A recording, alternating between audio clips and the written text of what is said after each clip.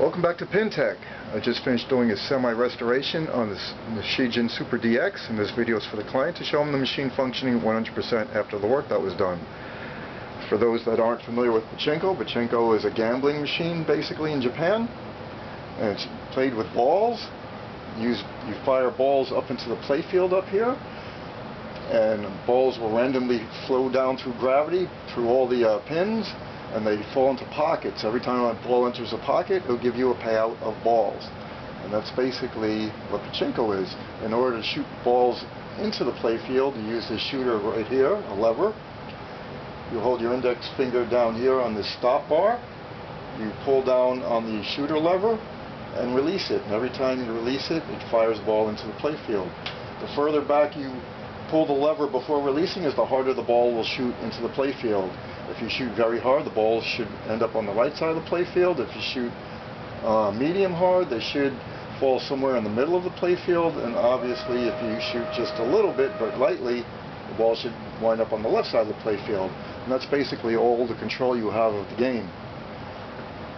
So let me fire some balls and see how the machine plays, and the client can see that the lights are working fine, the jackpot light, all the payouts are working, and the whole machine is functioning properly.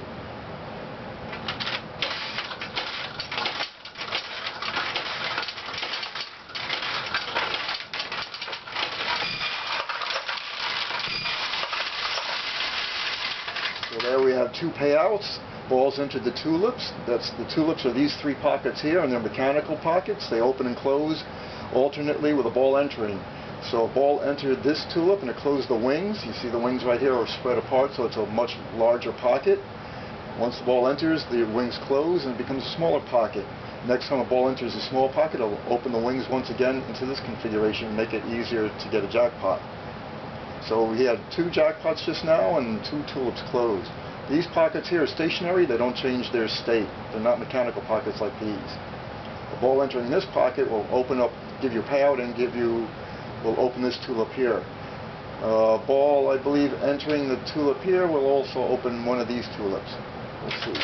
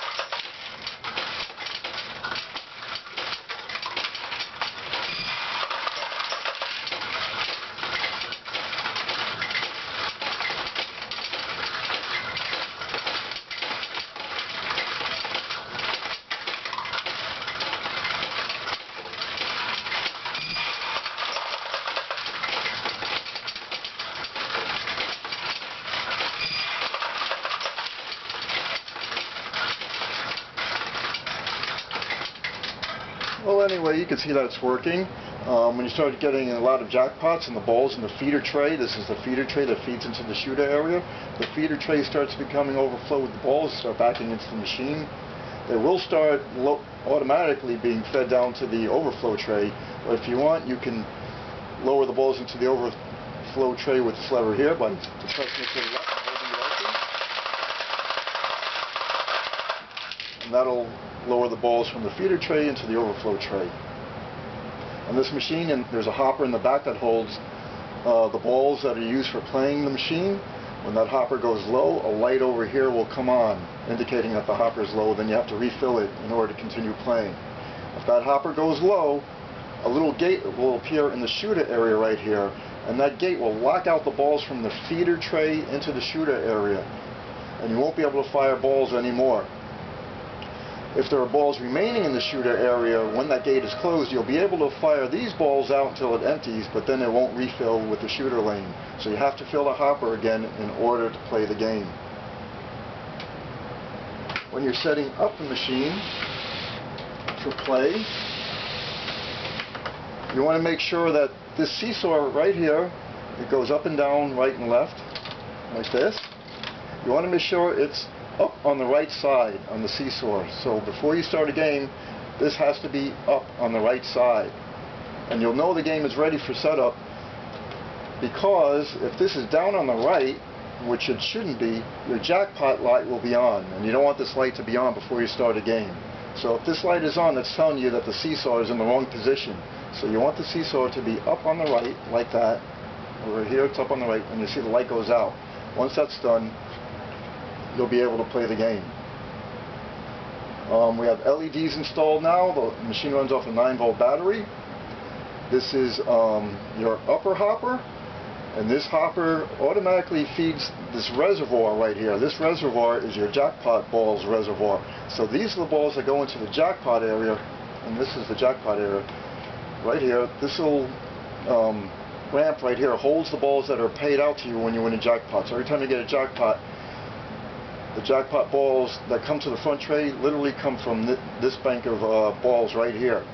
And this bank gets refed through this reservoir right here.